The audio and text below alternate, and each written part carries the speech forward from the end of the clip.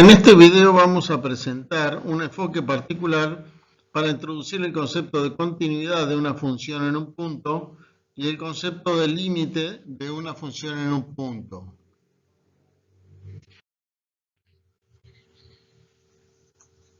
Nos interesa saber cuándo o dónde una función se comporta bien en el sentido de que si tomamos dos puntos del dominio cercanos entre sí, sus imágenes también van a ser cercanas entre sí.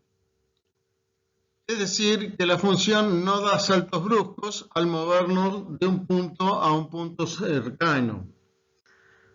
Podemos aceptar que una función cambie muy rápidamente, pero no que haga un salto en un punto. En funciones reales de una variable, esto nos asegura que podemos graficar la función sin levantar el lápiz del papel. Esto siempre que el dominio sea conexo. Recuerden que en los reales un conjunto conexo es un intervalo. Bueno, vamos a ver acá algunas de las cosas que no queremos que pase y otras que sí queremos que pasen. No queremos, primero, que la gráfica enloquezca en un punto y no se sepa, digamos, cuál es el valor en ese punto porque va para arriba y para abajo muy cerca del punto que nos interesa. Tampoco queremos que la gráfica se vaya al infinito y después vuelva, porque no podemos entonces graficarla sin levantar el lápiz del papel. Y menos tampoco que en un punto pegue un salto, que también nos obligaría a levantar el lápiz del papel, o que haga un salto en escalón, que también nos obliga a levantar el lápiz del papel. Nos gustaría que fuera suave y podemos aceptar que varíe muy bruscamente o que no sea para nada suave, siempre que podamos trazarla sin levantar el lápiz del papel.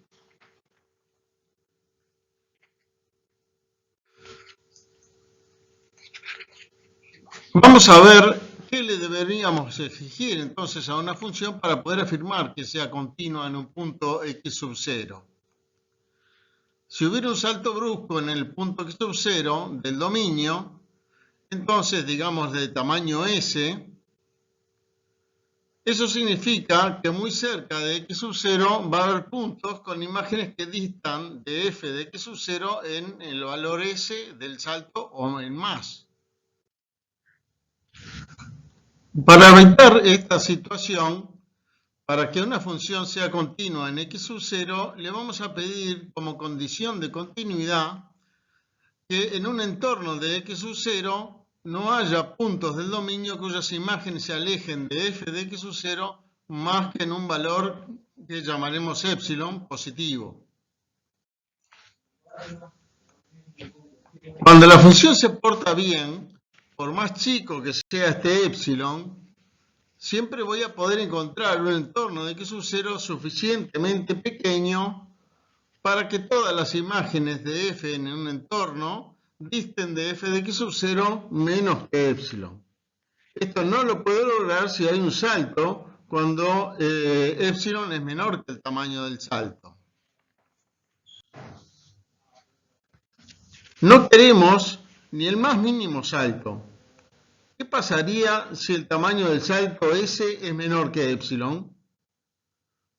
Para que eso no pase, debemos tomar un epsilon más pequeño que el tamaño del salto S. La condición de continuidad entonces deberá cumplirse para cualquier epsilon positivo. Esta condición, recuerden, es que en un entorno de x sub 0 no haya puntos del dominio cuyas imágenes se alejen de f de x sub 0 más que en epsilon. De modo que si hay un salto, por más chico que sea, basta con tomar epsilon menor que s para que la función no cumpla con la definición de continuidad. Y así evitamos que las funciones que tienen saltos cumplan la definición.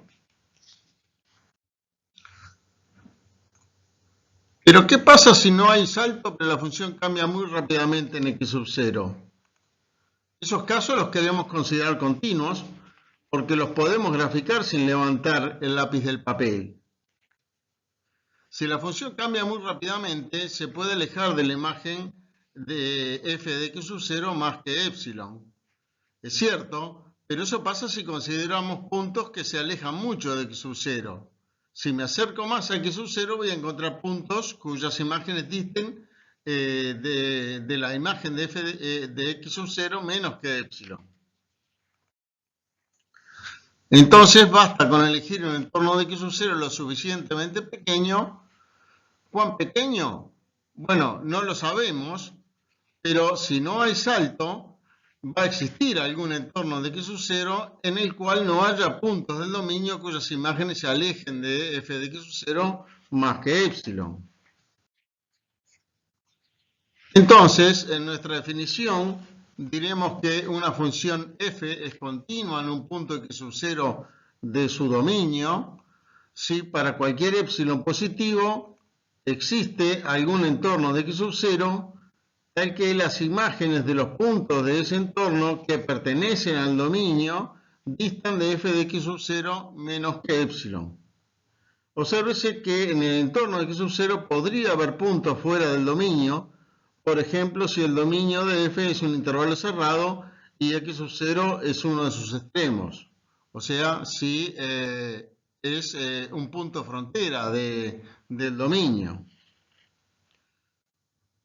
En símbolos, f es continua en x sub 0 perteneciente al dominio de f, si y solo si para todo epsilon positivo existe un delta positivo, tal que para todo x del dominio, que el valor absoluto de x menos x sub 0 sea menor que delta, se cumple que f de x menos f de x sub 0 en valor absoluto es menor que epsilon.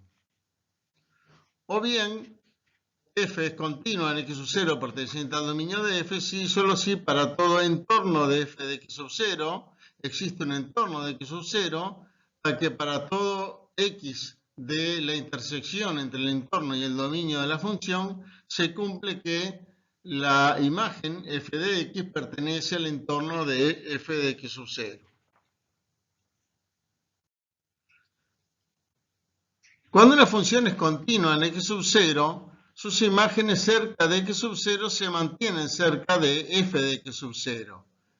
Pero en funciones que no son continuas en x sub 0 también puede ser que las imágenes cerca de x sub 0 se mantengan cerca de algún valor diferente de f de x sub 0 o que no exista f de x sub 0 porque x sub 0 no pertenezca al dominio de f. Esos casos nos interesan porque cambiando o definiendo el valor f de x sub 0 como aquel valor cerca del cual se mantienen las imágenes de los puntos en la cercanía de x sub 0, podríamos pasar a tener continuidad en x sub 0. Entonces vamos a decir en estos casos que tenemos una discontinuidad evitable. A este valor le vamos a llamar límite de f cuando x tiende a x sub 0. Esto tiene sentido si hay puntos del dominio de f distintos de x sub 0 en cualquier entorno de x sub 0. O sea, si x sub 0 es un punto de acumulación del dominio de f. Recordemos que eso significa que no sea un punto aislado. Diremos que una función tiene límite L, entonces en un punto x sub 0, punto de acumulación de su dominio, si para cualquier epsilon positivo existe algún entorno reducido de x sub 0, tal que las imágenes de los puntos de ese entorno reducido que pertenezcan al dominio de la función distan de L menos que epsilon. Nótese que al hablar de entorno reducido no importa cuál sea la imagen de f en x sub 0 o si esta imagen existe o no existe. En símbolos, entonces, si x sub 0 pertenece al derivado del dominio de f, el límite de cuando x tiende a x sub 0 de f de x es igual a 0 a L, si y solo si para todo epsilon positivo existe un delta positivo tal que para todo x que pertenece al dominio de f para el cual el valor absoluto de x menos x sub 0 es mayor que 0 y menor que delta, se cumple que el valor absoluto de f de x menos L es menor que epsilon. Nótese acá que el 0 menor que el valor absoluto de x menos x sub 0 se pone para no considerar cuando x sea igual a x sub 0. O bien, si x sub 0 pertenece al derivado del dominio de f, el límite cuando x tiende a x sub 0 de f de x es igual a L, sí y solo si para todo entorno de L existe un entorno reducido de x sub 0, tal que para todo x de la intersección entre el entorno reducido de x sub 0 y el dominio de la función, se cumple que f de x pertenece al entorno de L.